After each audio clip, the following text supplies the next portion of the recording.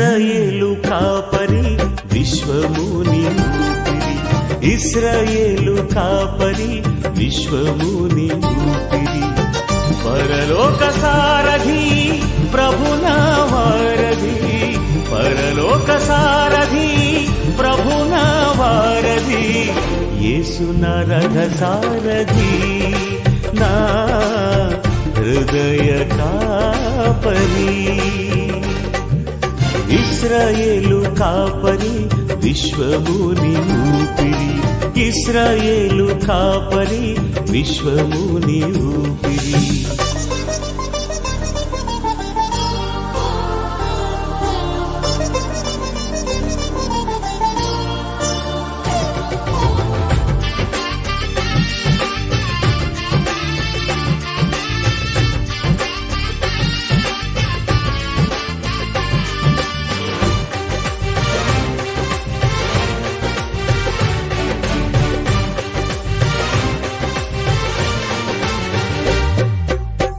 బబులోను బానిస బంధాలు తెంచి, బాధలు లేని బ్రతుకునియా,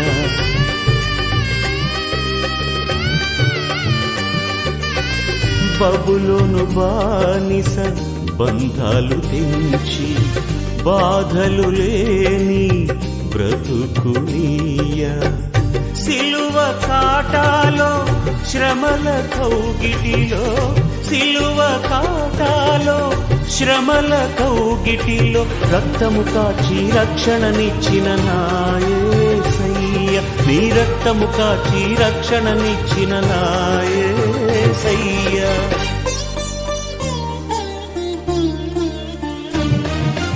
ఇశ్రాయేలు కాపరి విశ్వముని ఊపిరి, ఇశ్రాయేలు కాపరి విశ్వ. ఏం చేయగలడు అని మంచి ధైర్యంతో చెప్పగలవారని విన్నాము. ప్రారంభించాము. పరిశుద్ధులు పరిశుద్ధులు పరిశుద్ధులు అని వేల కొలది దూతల చేతను మాటి మానవాళి చేతను 23 పెద్దల చేతను నిత్యం మహిమ మహిమను ప్రవచన మా ప్రియ పరలోక తండ్రి, నీ ఘనమైన శ్రేష్టమైన ఉన్నతమైన బలమైన నామానికి వేలాది వందనాలు స్తుతులు స్తోత్రాలు చెల్లించుకుంటున్నాం మా తండ్రి. ఈ దినం నా ప్రభువా నాకు వాక్యం చెప్పడానికి ఇచ్చిన అవకాశాన్ని బట్టి నీకు కృతజ్ఞతాస్తుతులు స్తోత్రాలు చెల్లించుకుంటున్నాను నా తండ్రి. నాకైతే ఏం జ్ఞానం లేదు నా ప్రభా, మొత్తం చదివిన దానిని కాదు నా తండ్రి, కానీ మీ జ్ఞానం చేత నన్ను నింపండి. మీ మాటలు పలికే కృపను భాగ్యం నాకు అనుగ్రహించండి తండ్రి. నా సొంత మాటలు కాకుండా, నా ఆలోచనలు కాకుండా, నా తలంపులు కాకుండా నా తండ్రి, మరి వాక్యంలో ఏదుందో అది మాత్రమే చెప్పే కృపను భాగ్యాన్ని నాకు అనుగ్రహించమని అడుగుతున్నాను నా తండ్రి. నన్ను నిలవబెట్టుకున్న విధానాన్ని బట్టి నీకు స్తోత్రం నా ప్రభా. బలహీనలు నా తండ్రి బలపరచండి. ఏ యోగ్యత లేదు, బలం లేదు, జ్ఞానం లేదు నా తండ్రి, మీ జ్ఞానంతో మాత్రమే నింపండి తండ్రి.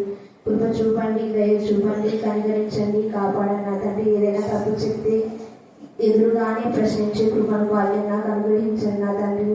మరి అది నేను సరి చేసుకొని మరలా చెప్పే మంచి సమాధానం చెప్పే కృపను భాగ్యాన్ని అనుగ్రహించండి. వినేవారికి కూడా జ్ఞానం అనుగ్రహించండి.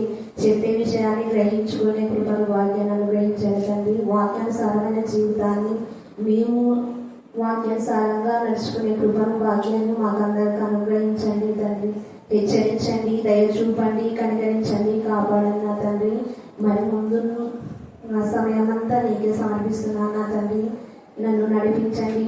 యేసయ్య అతి శ్రేష్టమైన బలమైన నామంలో ప్రార్థించి స్తుతించి అడిగినవన్నీ పొందుకున్నాను నా తండ్రి. మా అవకాశం ఇచ్చినటువంటి దేవాదేవునికి వందనాలు. అక్క కూడా ఉన్న వాళ్ళలో వందనాలతో దీవిస్తుంటున్నాను. లేఖన భాగం వచ్చేసి, కాబట్టి ప్రభువు నాకు సహాయుడు, నేను భయపడను, నరమాతుడు నాకేం చేయగలడు అని మంచి ధైర్యంతో చెప్పగలవారమై ఉన్నాము. అపోస్తలుడైన పౌలు గారు హెబ్రీయులకు రాస్తూ ఏమని సెలవిస్తున్నాడు? ప్రభువు నాకు సహాయుడు, నేను భయపడను, నరమాతుడు నాకేం చేయగలడు.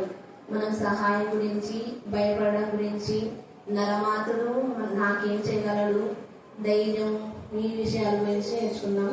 అపోస్తలుడైన పౌలు మరి ఫస్ట్ ఏ విధంగా ఉన్నాడో అందరికి మనకందరికి తెలుసు.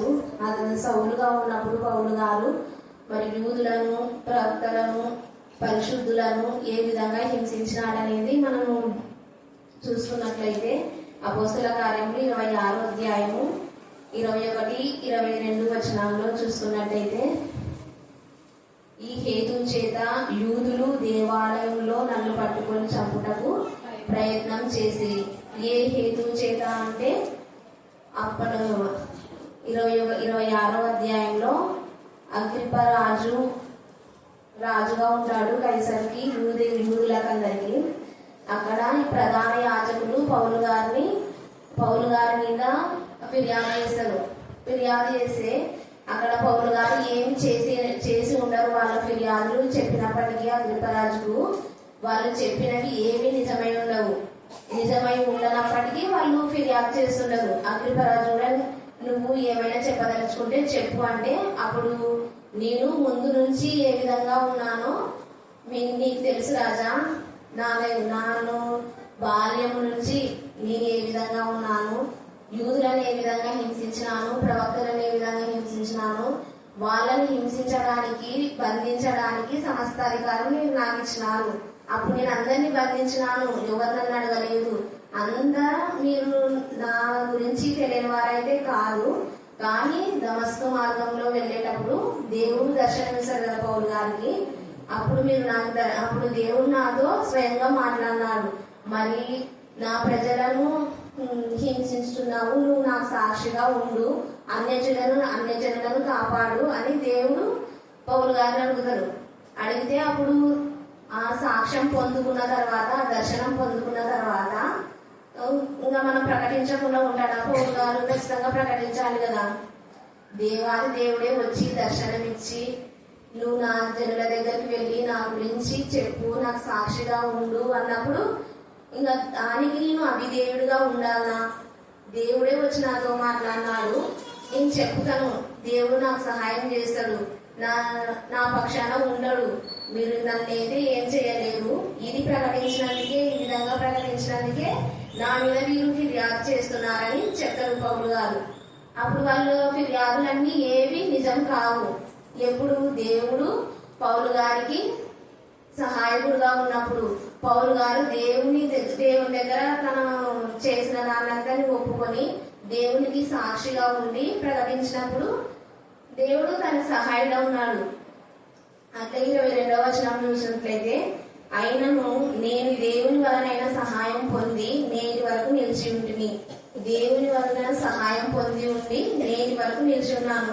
దేవుని సహాయం లేకపోతే మనము నిలిచి ఉండలేము.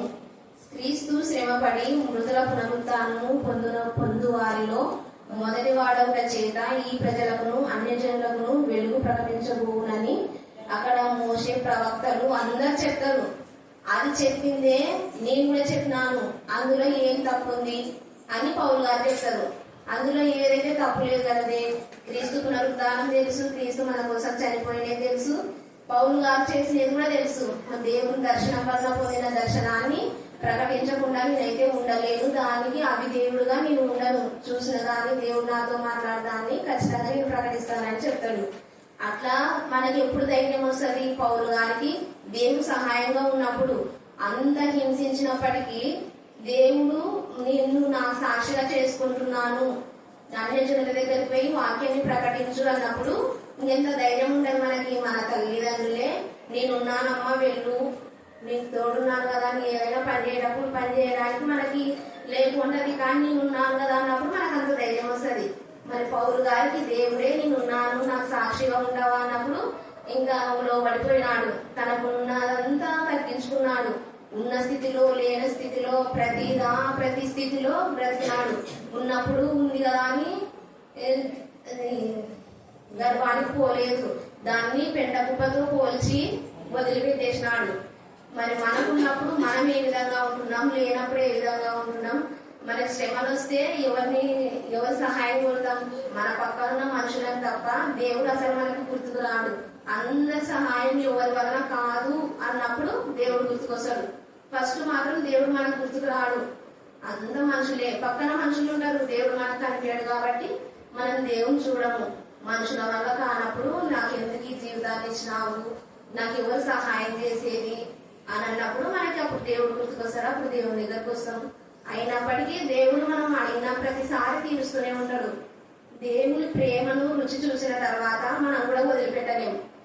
ఉన్నప్పుడు సంతోషంగా, లేనప్పుడు దేవుడు గుర్తుకొచ్చి ఉన్నప్పుడు మర్చిపోకూడదు. ఉన్నప్పుడైనా లేనప్పుడైనా మనకి ఇచ్చినా ఇవ్వకపోయినా యెహోషువ ఏ విధంగా అయితే నేను నా ఇంటి వారిని యెహోవాను సేవించడమని సెలవిచ్చినాడో మనం కూడా అలాంటి జీవితాన్ని కలిగి ఉండాలి. అదే కీర్తన గ్రంథము 40వ కీర్తన 1-2 వచనాలు చూసుకున్నట్లయితే అక్కడ 40వ కీర్తన 12వ వచనం, లెక్కలేని అపాయంలో నన్ను చుట్టుకొని ఉన్నవి, లెక్కలేని అపాయం నన్ను చుట్టుకొని ఉన్నాయి, నా దోషంలో నన్ను తరుము పట్టుకొనగా, నా దోషం నన్ను తరిమి పట్టుకొనగా నేను తల ఎత్తి చూడలేకపోతుంది, లెక్కకు అవి నా తల వెంట్రుకలు మించి ఉన్నవి. ఇక్కడ దావీదు గారు లెక్కలేని అపాయములు నన్ను చుట్టుకొని ఉన్నాయి, నా దోషములు నన్ను తరిమి పట్టుకొనగా నేను తల ఎత్తి చూడలేకపోతుంది అని అంటున్నాడు. మనం ఎప్పుడు తల ఎత్తుకొని చూడలేము? మనము తప్పు చేసినప్పుడు తల ఎత్తలేము. అదే విధంగా దావీదు గారు కూడా లెక్కలేని అపాయములు నన్ను చుట్టుకొని ఉన్నాయి. ఆ లెక్కలేని అపాయములు ఎందుకు చుట్టుకొని ఉన్నాయి? మనం చేసిన దోషం వలన, మనం చేసిన పాపం వలన నా దోషములు నన్ను తరుము పట్టుకొనగా నేను తల ఎత్తి చూడలేకపోతుంది అని తన తప్పులను, తనకున్న అపాయాలను చుట్టుకొని ఉన్నాయని దేవునికి చెప్తున్నాడు. ఆ దోషం వలనే, ఆ పాపం వలనే నేను తల ఎత్తి చూడలేకపోతుంది అంటున్నాడు. అదే 10వ వచనంలో నేను శ్రమల పాలై దీనుడనైతిని, ప్రభువు నన్ను తలంచుకొనుచున్నాడు, నాకు సహాయం నీవే, నా రక్షణకర్తవు నీవే, నా దేవా ఆలస్యం చేయకుము. ఇప్పుడు శ్రమల పాలైన మనం చేసిన పాపముల వల్ల మన దోషాలు మనల్ని తరిమి పట్టుకొచ్చున్నాయి. మనం తల ఎత్తి చూడలేకపోతున్నాం. కానీ మనం దేవుని దగ్గర మన పాపాలను ఒప్పుకోవాలి. ఒప్పుకున్న తర్వాత ఇక్కడ నీవే నాకు సహాయం నీవే, నా రక్షణకర్తవు నీవే. మనం మనుషులకు చెప్పినా అది వ్యర్థము. వాళ్ళు ఏదో ఒక రోజు మళ్ళా మనకి ఇంకా ఆమె అట్లాంటిది అంటారు. అదే దేవునికి చెప్పినామనుకో, దేవుడు మాత్రమే మనకు సహాయం చేస్తాడు. నా సహాయం నీవే, నా రక్షణకర్తవు నీవే, ఆలస్యం చేయకు అంటున్నాడు. మనం చేసిన పాపాలను బట్టి ఒక్కోసారి తొందరగా వస్తుంది సమాధానం, ఒక్కోసారి నిదానం వస్తుంది. అయినా మనం నిరీక్షణ కలిగి ఉండాలి. అన్ని మనకి అప్పుడప్పుడే కలగాలంటే కలవు కదా. మనం చేసిన పాపాలు ఒక్కసారిగా అయిపోతుంది అది. కానీ దాని ఫలితం ఎన్ని రోజులు అనుభవించాలో. అదే 44వ కీర్తన 26వ వచనంలో ప్రధాన గాయకునికి కోరహు కుమారులు చేసినది. కోరహు కుమారులు వారి పితరులకు దేవుడు చేసిన పనిని, అద్భుత కార్యములను మేము చెవులారా విన్నాము. కోరహు కుమారులు అక్కడ 44వ కీర్తనలో అప్పుడు ఇశ్రాయేల్ ప్రజలకు వాళ్ళ పితరులు కదా, వాళ్ళ పితరులకు చేసినవన్నీ మేము చెవులారా విన్నాం. అద్భుత కార్యాలు చేసినారు. దేవుడు చేసిన అద్భుత కార్యాల గురించి మేము విన్నాము. వాళ్ళని శత్రువులకు అప్పగింపకుండా ఎర్ర సముద్రం ఆరిపోయేసినది, సముద్రాన్ని దాటించినది, అవన్నీ మేము విన్నాము. ఏమి ఆహారం ఇవ్వమంటే ఆహారం ఇచ్చినాడు, మన్నాలు కురిపించినాడు, అవన్నీ బండ నుండి నీళ్ళు ఇచ్చినాడు. అంతా ఇశ్రాయేలుకి దేవుడు తోడై ఉన్నాడు కదా. ఇప్పుడు మాకు కూడా తోడైండు. మమ్మల్ని ఎందుకు వదిలిపెడుతున్నావు? మేము విన్నాము, నువ్వు తప్ప మాకు ఎవరు లేరు. అయితే మమ్మల్ని ఇప్పుడు శత్రువుల కింద అప్పగిస్తున్నావు. మమ్ము ద్వేషించి వారు ఇష్టం వచ్చినట్లు మమ్మల్ని దోచుకొచ్చున్నారు. ఇదంతా మా మీదకి వచ్చినాను, మేము నిన్ను మరవలేదు. అయినా మమ్మల్ని శత్రువులకి అప్పచెప్పినప్పటికీ మేము నిన్నైతే మరవము. నువ్వే నిజమైన దేవుడు. నీ నిబంధన మీరి ద్రోహులం కాలేదు. మమ్మల్ని శ్రమల పాలు చేసిన మమ్మల్ని శత్రువులకు అప్పగించిన మేము మీ ద్రోహులం కాలేదు. మా హృదయం వెనుకకు మరలిపోలేదు. వాళ్ళ హృదయం వెనుకకు మరలిపోలేదు. మా అడుగులు నీ మార్గమును తొలగిపోలేదు. శత్రువులకి కోరహు కుమారులను అప్పగించినప్పటికీ వాళ్ళు నువ్వు అప్పగించినా సరే నీకు మాత్రం నీ మార్గం నుండి తొలగిపోము అని చెప్తున్నారు. మనకు సమస్య వచ్చినప్పుడు దేవుడి నుంచి తొలగిపోతున్నామా, అదే విధంగా నిలిచి ఉన్నామా ఒక సమస్య వెనుక ఒక సమస్య వచ్చినప్పుడు ఇంకా ఎందుకులే నేను దేవుణ్ణి ఎంత నమ్మినా అంతే అని వదిలిపెట్టకూడదు. దేవుడు ఇస్తాడు, ఇచ్చేంత వరకు నిరీక్షణ కలిగి ఉండాలా. ఇచ్చినా ఇవ్వకపోయినా అది నా దేవుని చిత్తం. మనము నిజమైన దేవుణ్ణి నమ్మినాం కదా, నా దేవుని చిత్తం అది. మనం వదిలిపెట్టేసే దేవునికి నీ చిత్తం దేవా, నువ్వు ఇచ్చినా ఓకే, ఇవ్వకున్నా ఒకటే, నేనైతే నిన్నే సేవించేదని మనం నిబంధన చేసుకోవాలా. అదేవిధంగా 26లో మా సహాయమునకు లెమ్ము, నీ కృపను బట్టి మమ్మల్ని విమోచింపుము. దేవుడు మనకు సహాయం చేసేంత వరకు, మన సమస్య నుంచి విడుదల పొందేంత వరకు పొందకపోయినా కానీ దేవుడి నుంచి అయితే మనం దూరంగా వెళ్ళకూడదు. దేవుణ్ణి హత్తుకునే ఉండగలము. అదేవిధంగా 2వ దినవృత్తాంతములు 15వ అధ్యాయము 7వ వచనము. కాగా మీరు బలహీనులు కాగా ధైర్యం వహించుడి, మీ కార్యం సఫలమగును అని ఇక్కడ ఓ వేదుకు మారైన అజర్య మీదకి దేవుని ఆత్మ వస్తుంది. 15వ అధ్యాయం 2వ దినవృత్తాంతములు. కాగా మీరు బలహీనులు కాక ధైర్యం వహించుడి, మీ కార్యం సఫలమగును.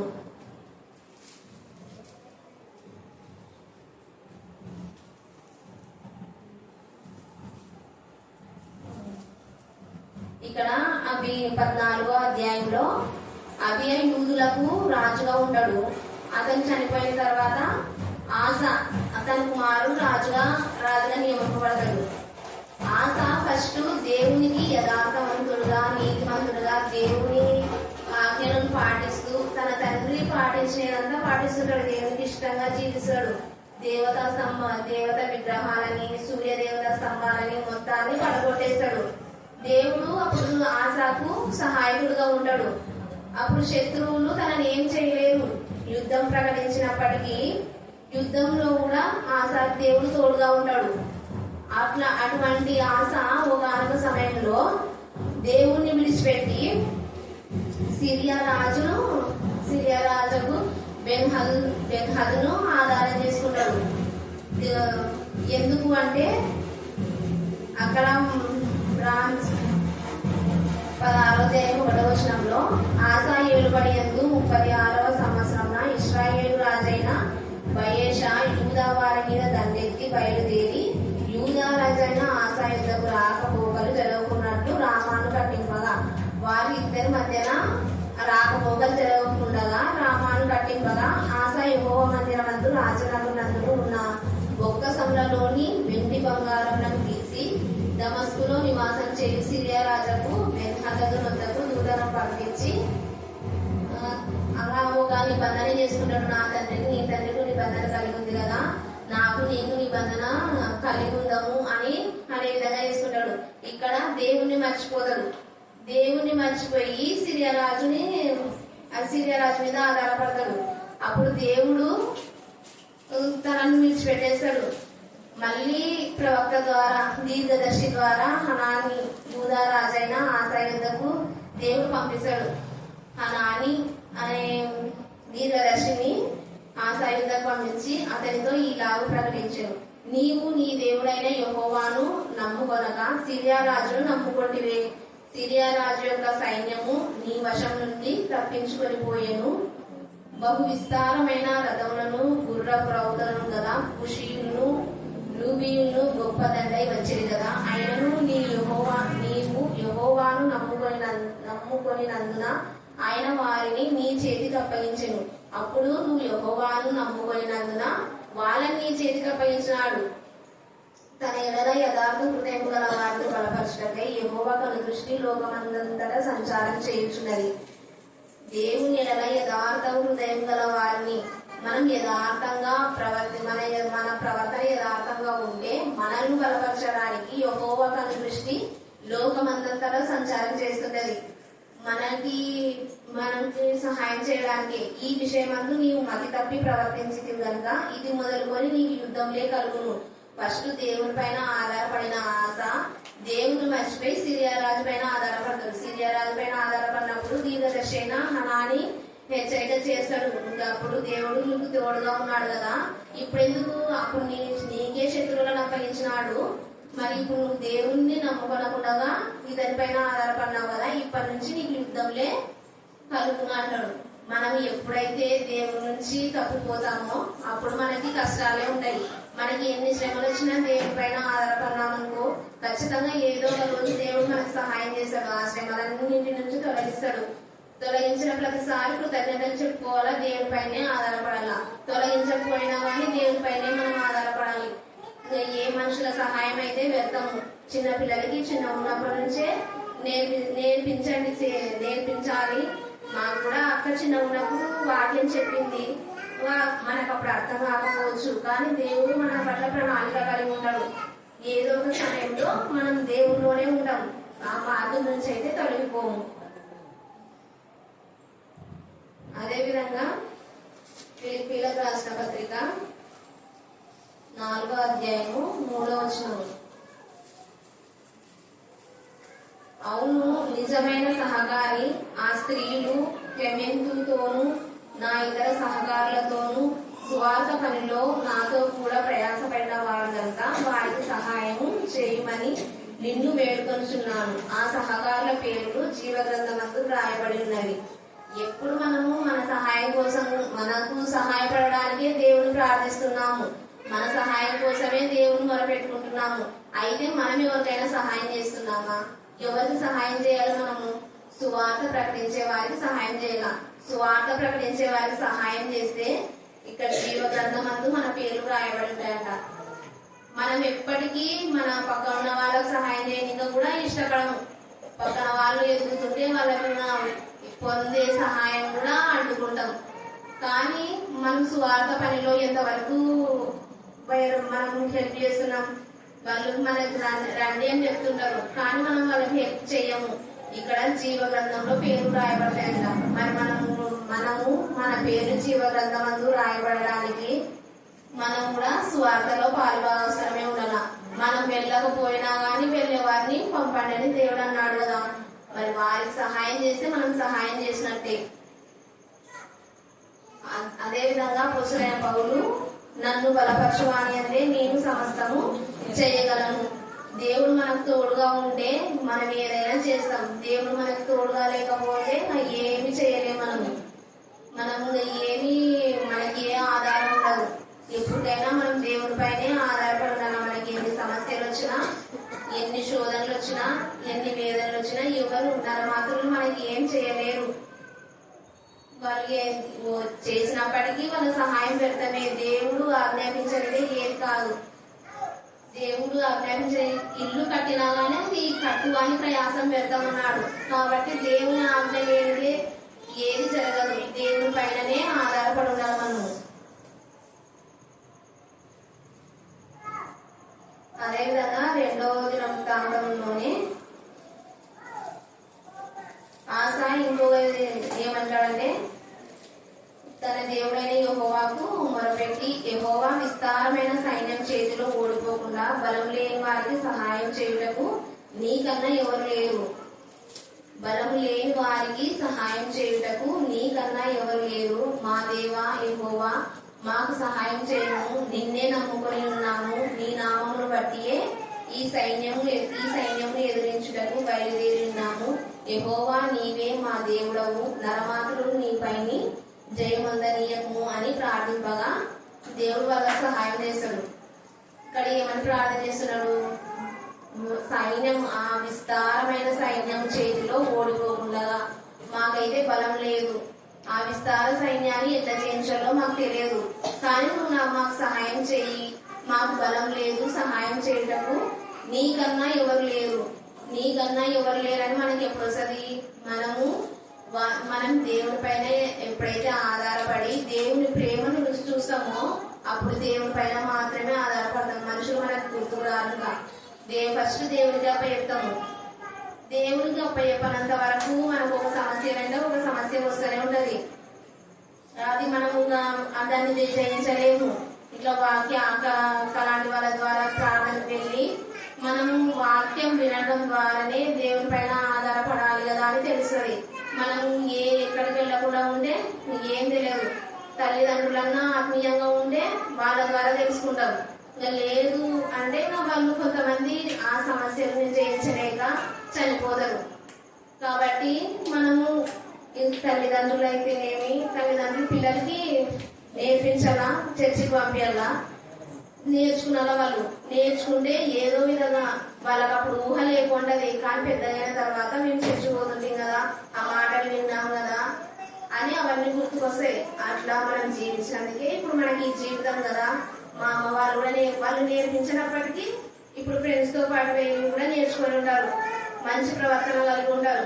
వాళ్ళకంటే మనం బెస్ట్. కొంతమంది డబ్బు ఉన్నా కానీ వాళ్ళకి సరైన క్యారెక్టర్ లేకుంటది, కొంతమంది డబ్బు లేకున్నా కానీ మంచి క్యారెక్టర్ ఉంటది. అప్పుడు మనం వాళ్ళతో పోల్చుకున్నప్పుడు మనం ఇక మంచి ప్రవర్తన ముఖ్యం కానీ డబ్బు ముఖ్యమా? ఏదో ఒక రోజు పోతుంది డబ్బు, కానీ ప్రవర్తన మాత్రం ఎప్పటికీ నిలిచింటది. వాళ్ళ తల్లిదండ్రులు అట్లా వాళ్ళు పెంచినారు కాబట్టి ఆ పాప ఈ స్థితిలో ఉంది అనే విధంగా మనం ఉండాలి. కానీ వాళ్ళ తండ్రులే సరిగ్గా లేరు, ఇంకా వీళ్ళెట్లా ఉంటారు అనే విధంగా ఉండకూడదు. మనం తల్లిదండ్రులకు తెలియకుండా చెప్పాలా నేర్చుకునేటివి. తల్లిదండ్రులు కూడా ఎంత కష్టమైనా దేవునిలోనే పెంచాల, దేవుని పైనే ఆధారపడే విధంగా పిల్లల్ని పెంచండి. యెహోవా నీవే మా దేవుడవు, మనం యెహోవా దేవుడు నువ్వే మా ఆధారము, ఇంకా మాకి వేరే ఆధారం అయితే లేదు. మేము బయలుదేరుచున్నాము, నరమాతులను నీ పైన జయవంతనీయకుము అని ఆశా ప్రార్థన చేశాడు. నరమాతులు దేవుడు సృష్టించిన మనుషులకి మనం భయపడుతున్నాము, దేవునికి భయపడుతున్నామా? మరి ఆ నరమాతులు మనల్ని ఏం చేయగలరు? ఏం చేయలేరు. ఇప్పుడు ఒకవేళ దేవుని పనిలో చనిపోయినప్పటికీ, మనుషుల చేతిలో చనిపోయినప్పటికీ పరలోక రాజ్యం వస్తుంది. వాళ్ళైతే మనల్ని రెండో మరణాన్ని అయితే ఆపలేరు కదా. ఇక్కడ మొదటి మరణాన్ని ఆపుతారేమో, కానీ రెండో మరణాన్ని అయితే ఆపలేరు. అక్కడ దేవుడు మనకి ఏర్పాటు చేసి పెట్టినాడు. అక్కడ మనం జీవించడానికి కష్టపడాల. మన ప్రవర్తన ఏ విధంగా ఉంది, మనము బాగా జీవించాలన్నప్పుడు అనేక శోధనలు వస్తాయి. మన ప్రవర్తన చెడగొట్టడానికి అనేక శోధనలు వస్తాయి. అయినప్పటికీ మనం దేవుని వైపు మాత్రమే చూడాలా, లోకం వైపు చూడకూడదు. శ్రమలు వచ్చినప్పుడు మనం దానిలో కృంగిపోకూడదు. శ్రమ వచ్చినప్పుడు కృంగినేలా ఏమన్నాడు దేవుడు? నువ్వు చేతగాని వాడకూడదు అన్నాడు. మనము దేవుని పిల్లలం కదా, చేతగాని వాళ్ళగా ఎట్లా ఉంటాం? మనకది దేవుని పైన ఆధారపడితే ఏదైనా చేతనైతుంది. అది శ్రమ అయినా ఆ శ్రమలో కూడా దేవుడు మనకి తోడుగా ఉంటాడు. మనం అది గ్రహించుకోవాలా, మన శ్రమలు వచ్చినాయి కదా అని ఆ శ్రమ పైననే దృష్టి పెట్టకూడదు. ఈ రోజు బాధ ఉండొచ్చు, కానీ రేపు సంతోషం ఉండదు ఖచ్చితంగా. అది దేవుళ్ళు ఉన్నప్పుడు మాత్రమే సంతోషం ఉంటది. అదే విధంగా దేవుడు ఏమన్నాడు? పిరికితనం గల ఆత్మను నీకు ఇవ్వలేదు, ధైర్యంగా ఉండే ఆత్మ నీకు ఇచ్చినాను అన్నాడు. పిరికితనం మనకి ఏది అది చెయ్యలేను, అది నా వల్ల కాదు, ఇంకా అంతే, ఇంకా నేను ఇంతే అని అక్కడికి ఆగిపోకూడదు. దేవుడు లోకాన్ని జయించినాడు, మనం కూడా లోకాన్ని జయిస్తాం. కానీ దేవుళ్ళో ఉన్నప్పుడు మాత్రమే జయిస్తాం. దేవుడు లేకుంటే లోకమే మనల్ని జయిస్తుంది. రోజు వాక్యం వింటూ ఉన్నప్పుడే మనము మన ప్రవర్తన సరి చేసుకుంటాం. అక్క రోజు వాక్యం చెప్పినప్పుడు లేఖన భాగం చదివిన తర్వాత మీకు ఈ రోజు లేఖన భాగం ఏది అన్నది, అప్పుడు మనము చెప్తామా? రోజు వింటూ ఉంటే ఆత్మీయంగా ఉంటే చెప్పగలము. మనం ఏదో ఒక రోజు వచ్చి చెప్పండి అంటే మనం చెప్పలేము. అదే విధంగా మనకి సహాయం కావాలంటే రోజు దేవునికి దగ్గరగా జీవించాలా. దేవునికి దగ్గరగా జీవిస్తే మనకి సహాయం ఏ విధంగా అయినా ఈ రోజు కాకుంటే రేపు నిరీక్షణ కలిగి ఉండాలి. మనం నిరీక్షణ లేకుంటే అది వ్యర్థమే. మరణం వరకు నిరీక్షణ కలిగి ఉన్నాం. అది జరిగినా జరగకపోయినా అది దేవుని చిత్తమే, దేవునికి వదిలిపెట్టాలి. ఇంకా శ్రమలు వచ్చినాయని నాకు సహాయం చేసే వాళ్ళు ఎవరు లేరని ఎప్పుడు మనం అనుకోకూడదు. దేవుడే మనకు సహాయుడు. దేవుని అందే భయం భక్తి కలిగి ఉండాలి. మనకి భయం ఎప్పుడైతుంది? మనం తప్పు చేసినప్పుడు భయం అవుతుంది మనకి. మరి తప్పు చేయకుండా ఎంత మందిలోనైనా ధైర్యంగా ఉంటాం. తప్పు చేస్తే మన తల కూడా ఎత్తలేము. కొంతమంది ఎత్తుతారేమో, వాళ్ళ ఆత్మను చంపుకొని ఎత్తుతారు. వాళ్ళు అట్లాంటి వాళ్ళని మనం ఏం చేయలేము. రోజు వచ్చి వాక్యం వింటూ అట్లా తప్పు చేసి కూడా తలెత్తుకునే వాళ్ళని ఇంకా ఎవరేం చేయలేదు. దేవుని చిత్తానికి వాళ్ళని భయపడాలి అంతే. కానీ మనం తప్పు చేసినప్పుడు మాత్రం ఖచ్చితంగా పాప క్షమాపణ అడిగితేనే కదా దేవుడు మనకు సహాయం చేసేది, మనకి అప్పుడే ధైర్యం వచ్చేది. మనం రోజు ప్రతి నిమిషము ప్రతి క్షణము ఈ పాప లోకంలో జీవిస్తున్నాం. ఎప్పుడు ఏ శ్రమ వస్తుందో తెలియదు. మెలకుగా శోధనలో ప్రవేశించకుండా మెలకుగా కలిగి ప్రార్థన చేయమన్నాడు దేవుడు. మరి మనకి ఏ శోధన వస్తుందో తెలియదు. ఈ రోజు మనకి ఇచ్చినాడు కదా దేవుడు అని సంతోషంగా ఉంటాము, కానీ రేపు ఏది వస్తుందో తెలియదు. కాబట్టి అటువంటి శోధనలోన పడకుండా మనము ప్రార్థన చేసుకుంటూనే ఉండాలి. ప్రార్థన ప్రతి నిమిషం ప్రతి గడియ చేసుకుంటూనే ఉండాలి. సాతానికి ఎవరు నింపుదునా అని అది చూస్తుంది. మనము దేవుని విడిచిపెట్టినామనుకో, ఒక రోజు విడిచిపెట్టినా ఆ రోజు ఇంకా వద్దులే, ఇంకా అక్క చెప్పినట్టు ఇంకా ఈ రోజు వద్దులే, ఇంకా బుద్ధి రాకుంటుంది, ఇంకా రేపు ఇంకా అసలు రాబుద్ది రాదు, ఎల్లుండి ఇంకా 2 రోజులు పోయలేము, ఇంకా అక్క ఏమంటారు, ఇది ఇట్లనే ఉండదు.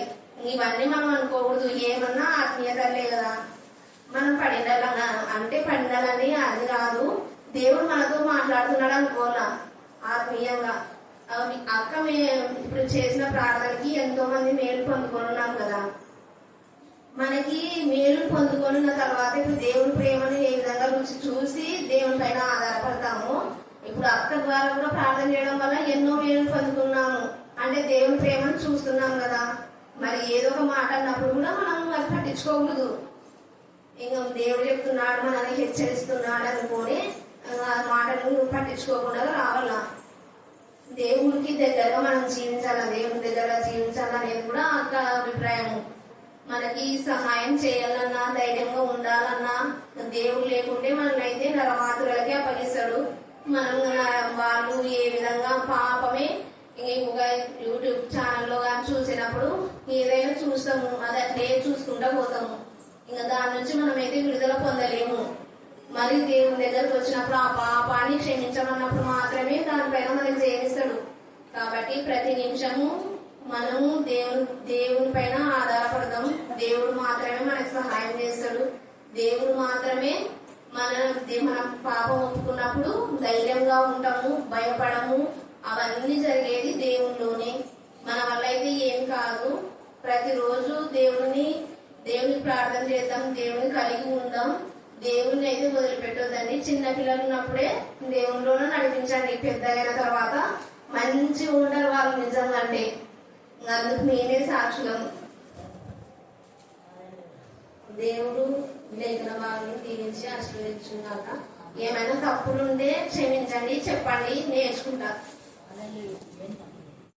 మాతడి దేవా, మీరు వాడుతున్న సంఘంలో దేవా ఈ సమయంలో నా తండ్రి కరుణా పీఠంలో ఎంత మంది అయితే వాక్యం చెప్పలేకపోతున్నారు, వారందరూ మీరు ధైర్యపరుచున్నారు.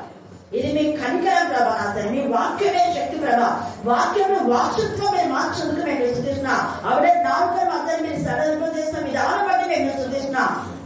దేవా తల్లిదండ్రుల యొక్క తప్పు కూడా నా ప్రభా చరిత్ర గల బిడ్డగా మీరు చిన్న వయసులో దేవా ఎంత డైరీగా చెప్పగలిగినందుకు నేను సూచిస్తున్నా. ఆ ప్రభా మరి అన్న మాతరి దేవా వదిన మా చిన్న పిల్లలు నియంత్రణ భయభక్తి గల బిడ్డగా ఒక్క ఇంటికి వెళ్ళలేని పరిస్థితి ఆ బిడ్డలు పెరిగారు.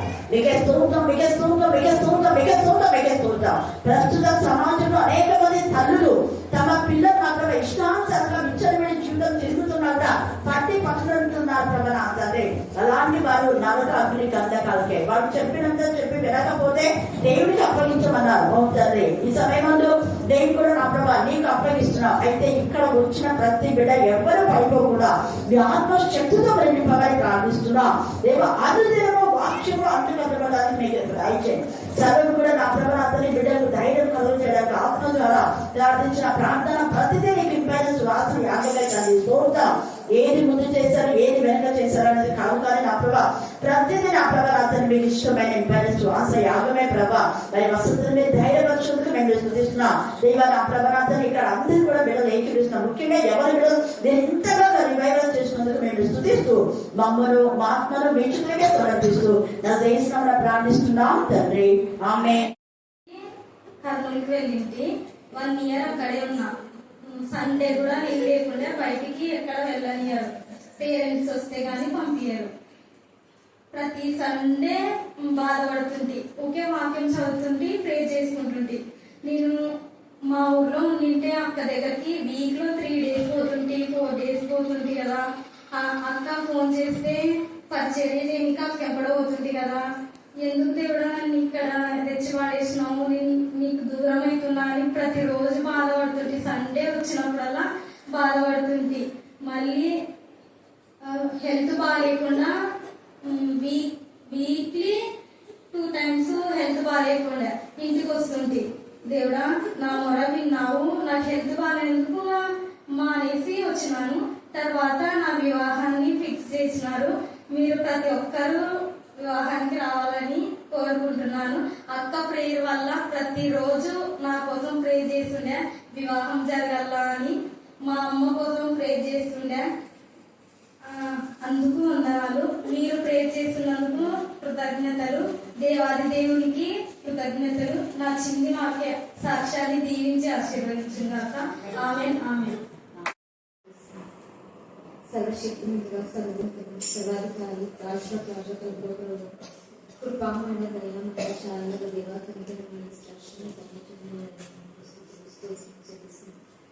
ఈ మంగళవారం ఏక సహవాసంలో నేను స్థుతించి మహిమపరిచి ఆరాధించే భాగ్యం మాకు అనుభవించండి. ఇంతవరకు నేను స్థుతించి మహిమపరిచి ఆరాధించిండగా మీరు మాతో ఉండి నా తల్లి మీరు కూడా మహిమ ఘనత పొందుకునే విధానం బట్టి మీకు స్తోత్రం చేసి నా తండ్రి ముఖ్యమైన నా తండ్రి వాక్యం విషయంలో నా తండ్రి వాకించబోయేది బిడ్డ పక్షంగా మీరు నా తండ్రి నేరుగా సూటిగా మాకు హృదయాలతో మాతో మా అందరితో మాట్లాడుతున్న దాన్ని బట్టి మీకు స్తోత్రం. నా తండ్రి నేను మాత పక్షం ధైర్యం నా తండ్రి నా కూడా మీకు వాక్యం బయలుపరచిన అవసరం దేవుడికి స్తోత్రం. మాకు జ్ఞానం కావాలని నా తన ప్రభావ మీ యొక్క మాటలు మీకు జ్ఞానం చేయడానికి నా తండ్రి నీకు వాక్యంలో ఉన్న మాటలను నీ కృపాసం దయచేసి దేవునికి స్తోత్రం. వినగల చెవుని గ్రహించగల మనసు ప్రతి ఒక్క దగ్గర అనుగ్రహించిన దేవునికి స్తోత్రం.